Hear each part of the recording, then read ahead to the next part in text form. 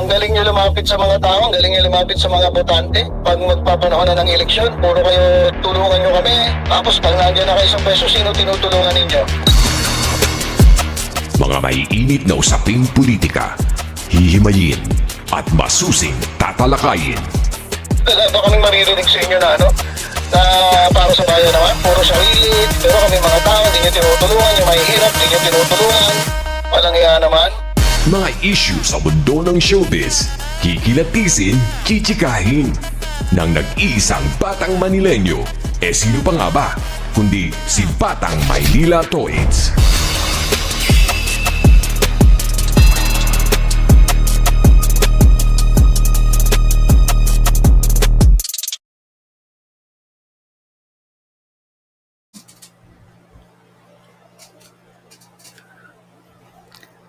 Alright, magandang araw po sa inyong lahat mga kababayan. Batang Maynila Toits, pag-usapan natin. Ito pong si Baste Duterte. Kasi mga kababayan, ito si Mayor Baste Duterte ay napapabalitang sususpindihin. Actually mga kababayan, tinignan ko po dito sa Facebook, kapag tinipe mo yung Baste Duterte News, ito yung mga maglalabasan. At katulad nito, post ng Duterte Forever kami, Mayor Baste Duterte suspended. So yung iba, tinasabi suspended na. Bagamat hindi pa naman talaga suspendido. Mapabalita pa lang naman na masususpinde. Pinag-usapan na rin ng iba't ibang vloggers yan na masususpinde pero hindi pa po nasususpinde. Wala pa pong natatanggap na suspension. Wala pa pong nilalabas na suspension. Pero marami na pong nagkakalat ng balita. Katulad nito. Sabi na itong Duterte Forever kami, Mayor Baste Duterte suspended na. Then what the next administration Marcos? Hindi ang mga taga-gobyerno ang maging kalaban nyo, kundi ang taong bayan. Huwag nyo kaming sagarin, may karapatan din kaming mga Pilipino. Eto na naman sila. Yung paggamit ng salitang Pilipino. Wherein, ang Pilipino po kasi tayo eh. Di ba? Lahat tayo Pilipino. So, wag nyo nang suluhin. Wag nyo namang suluhin. Itong mga Duterte supporter, wag nyo namang suluhin yung Pilipino.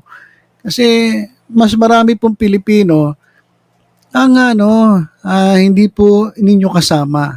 Sa totoo lang, real talk lang tayo. Kung titingnan ninyo yung mga survey, mas maraming Pilipino ang gustong papasukin ng ICC kaysa dun sa ayaw. Almost majority ay pumapayag na papasukin ng ICC. So, majority ng Filipinos hindi po sang-ayon sa Duterte. Ibig sabihin, hindi po maka-Duterte. So, kayo mga maka-Duterte, kayo yung sasabihin nating minority. Alright? So, huwag niyong gagamitin masyado yung Filipino. Kasi although Filipino kayo, dapat ang gagamit lang nun yung majority. So, part lang kayo ng mga Pilipino. So, pwede niyo sabihin dito, kalaban niyo ang, ito pa pala, taong bayan. Huwag niyo gagamitin taong bayan kasi ang taong bayan po yung majority. Pwede mo sabihin taong bayan kung marami kayo. Pero kung konti lang kayo, huwag niyo sabihin taong bayan. Pwede nyo sabihin kaming mga tao na sumusuporta kay Duterte. Kami kalaban ninyo. Huwag nyo kaming sagarin, may karapatan din kami mga Pilipinong nagmamahal kay Duterte. Dapat ganun po yung salita. Hindi yung sabihin nyo taong bayan as in general, Pilipino as in general. Hindi naman po ganun yun eh. Di ba? Kasi mas marami pong Pilipino na hindi po sumasang-ayon sa inyo at hindi po naniniwala sa pinaglalaban ninyo at hindi nyo kasama sa panawagan ninyo kung ano man yung gusto nyong mangyari. So, ayan. Ito naman, to be suspended ayon kay Harry Roque. Pag-usapan na rin naman natin yan di ba? Na ito ngang si Baste ay malamang masuspinde at kumpirmado yan ayon kay spokes Harry Roque. So, ito pa, may post pa dito si Dada, si Boss Dada TV. Ito, vlogger to eh. Kasama ito dun sa Banateros daw. So ito si Boss Dada TV, nag-post na rin. Ayan. Sabi niya, isususpindi ka daw. Oh, si Boss Dada nag-post nito, Boss Dada. Pangalan niya yung Boss Dada. Hindi naman talaga siya boss eh. Pangalan po niya lang yan, Boss Dada. So self-proclaimed boss. Hindi naman talaga siya boss eh. Paano siya naging boss? Sunod-sunuran lang naman siya dyan sa mga utos sa kanya. Hindi natin alam kung sino nag-uutos. So hindi siya boss.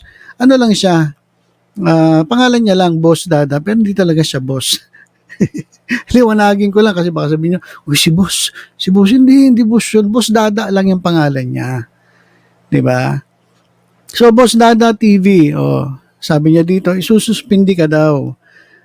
They are doing you a huge favor, Mayor Sebastian Basti Duterte. Tuwang-tuwa ka malamang kasi makakapag-surf ka na, basketball at gitara. Pero wag kasi maraming umaasa sa iyo. Lalaban tayo, boss, wag mawalan ng pag-asa. Ito na yung pinakagagong gagawin nila na magbabaon sa kanila sa limot. Bring it on, mofos. O yan. Yung mga litrato ni Dada. Ayan. Kasama si Mayor Basti Duterte. Ayan yung mga Banateros. Yung dito sa dulo, yung may dito sa dulo, si Jacolero.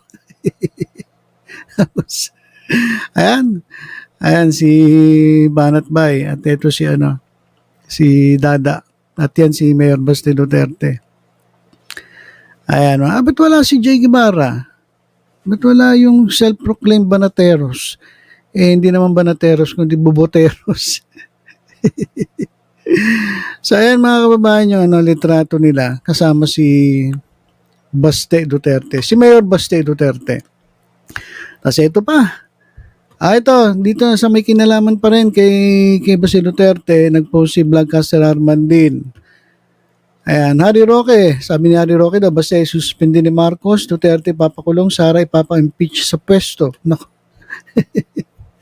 Grabe naman. So, lahat na ng Duterte, maaalis na. Kasi si Basti, isususpindi ni Marcos. Si Digong Duterte, ipapakulong. Ayan binabasa ko lang Sara Duterte, ipapa-impeach sa pwesto. Wala na. Ayan naman ay ayon kay Vlogcaster Arman din. Ayan. Kaya Roque iyak sa pagbagsak ng political dynasty ng mga Duterte ng Davao. Ayan. Tapos mayroon naman ditong post. Ayan. Pro Duterte vlogger, Boss Dada is claiming. So dalawang nariringgan natin ng mga chismis na sususpindihin si Duterte, si Basti Duterte. Kay Harry Roque at dito kay Dada. Yan post ng Newfort, your choice for news. Look, Pro Duterte vlogger Boss Dada is claiming that Davao City Mayor Sebastian Basti Duterte and Vice Mayor Attorney J. Melchor Kitain Jr. are allegedly set to be suspended in connection with the city's War Against Drugs campaign.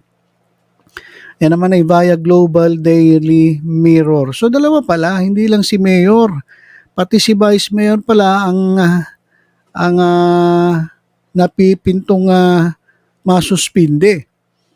Ayon yan sa balita ng Newsfort. At ito yung pinakinggan na rin natin, yung kailan nagbigay ng ayuda itong si President. So, yan yung sinabi ni Harry Roque na sususpindin nga itong si Mayor Basti Duterte. At ito pa, meron ako nakita rito mga kababayan Ito. Ito, nagsalita na rin ito si Trixie Angeles. Ayan, tungkol dyan sa malapit na masuspindi itong si Basti Duterte. At ito mga kababayan, ito lang gusto kong ito yung post ng grupo ng Maisog. Ito, basahin natin itong post ng Maisog. Advisory. Calling all Maisog /TAPS chapters and supporters, national and international. All right? Please stand by for instructions on our immediate response on the impending suspension order for Mayor Baste Duterte that is expected to be served anytime soon, today or tomorrow.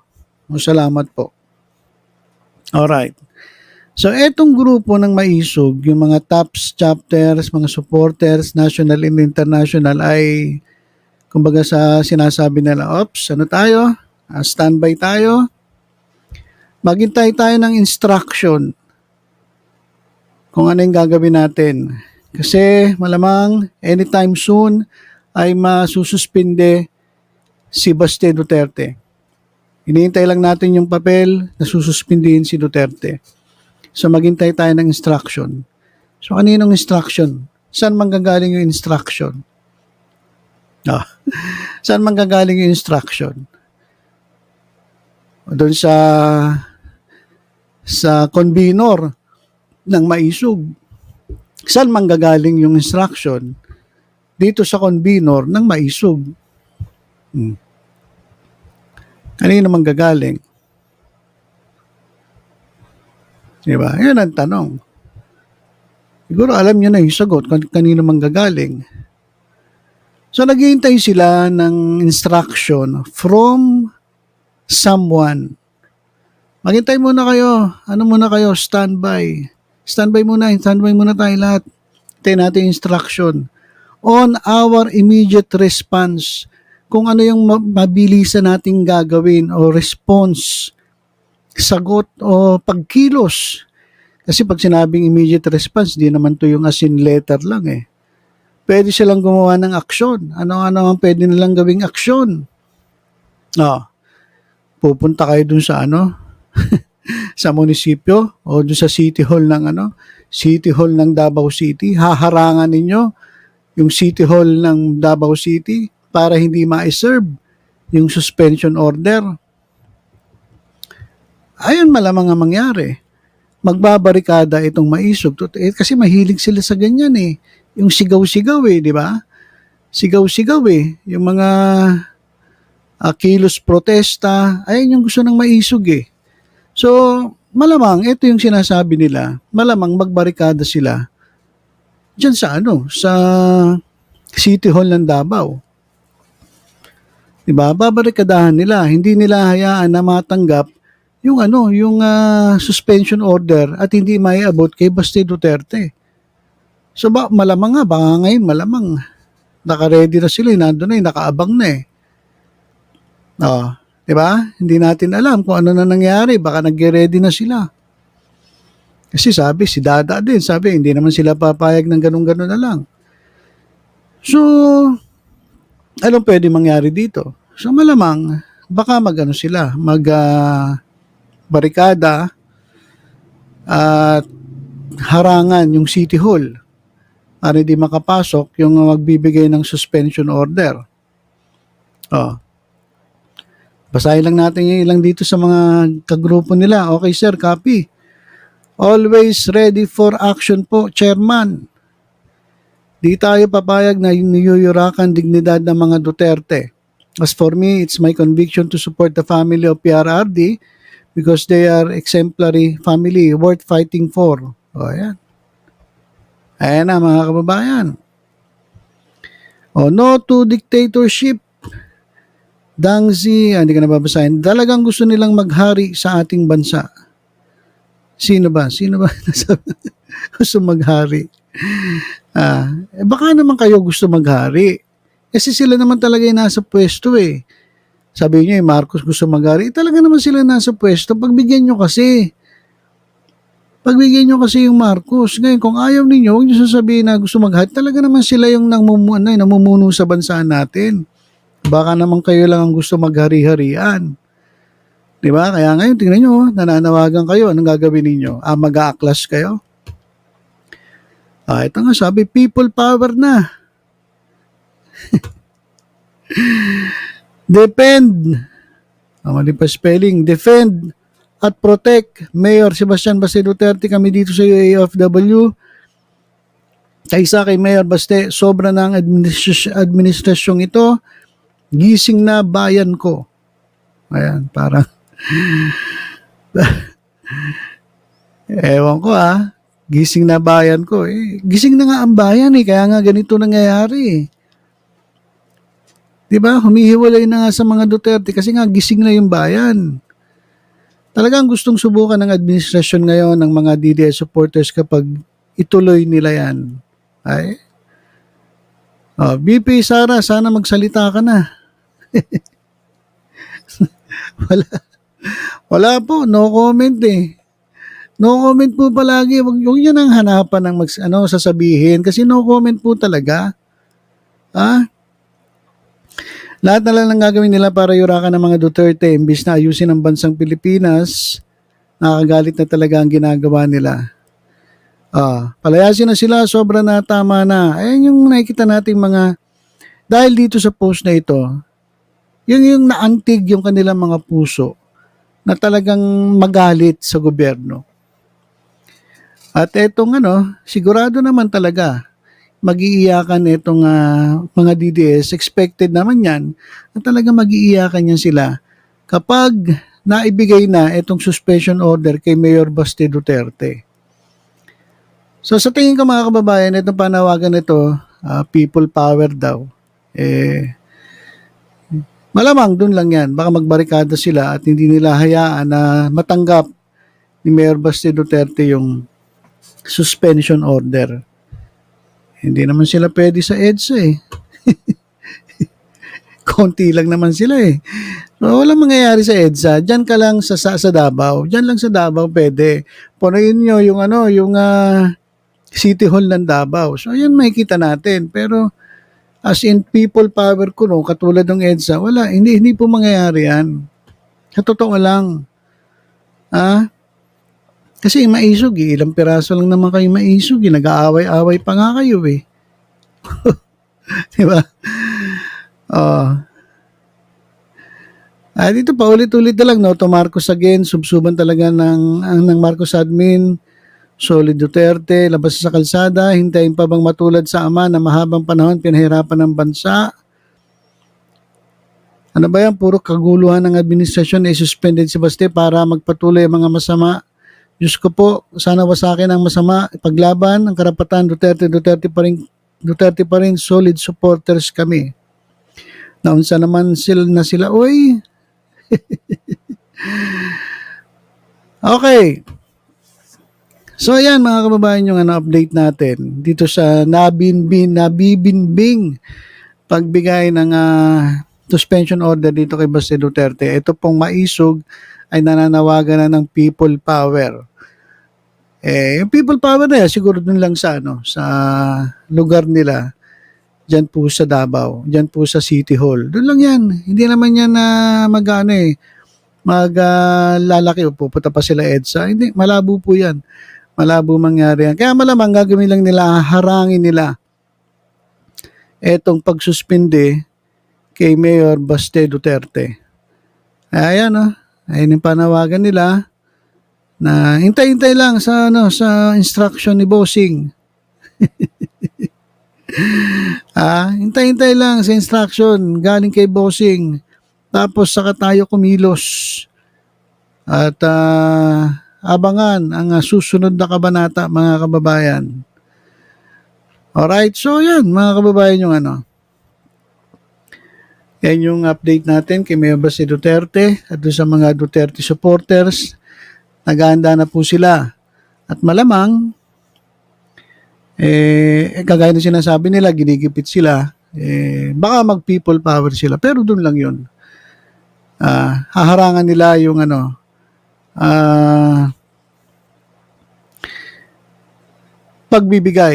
pagsiserve ng suspension order kay Baste Duterte. So, abang-abangan natin yan, mga kababayan.